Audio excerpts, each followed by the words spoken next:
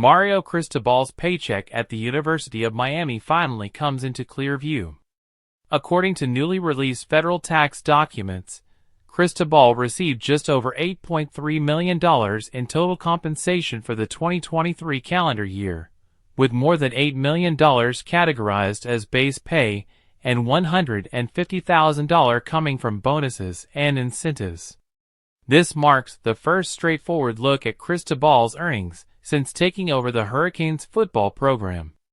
A year prior, Miami's filings painted a more complicated picture. In 2022, the school reported Cristobal's compensation at nearly $22.7 million, a figure inflated by the $9 million buyout he owed Oregon when he departed for Miami. That buyout was treated as taxable income, and the university covered the taxes, boosting the reported total. Cristobal's actual base compensation that year was closer to $7.8 million. At $8 million in base salary, Cristobal would have landed around 14th among the nation's highest-paid college football coaches in 2023.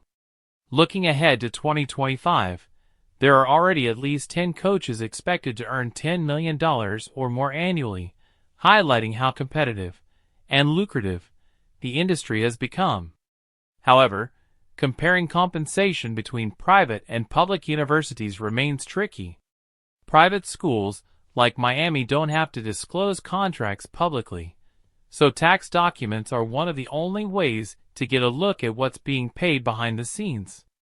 IRS regulations require nonprofits, like universities, to report employee pay on a calendar year basis, not the fiscal year.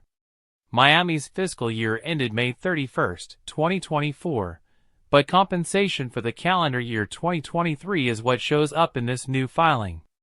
Delays in IRS reporting timelines mean these pay figures often take more than a year to reach the public. Cristobal wasn't the only big name in the report.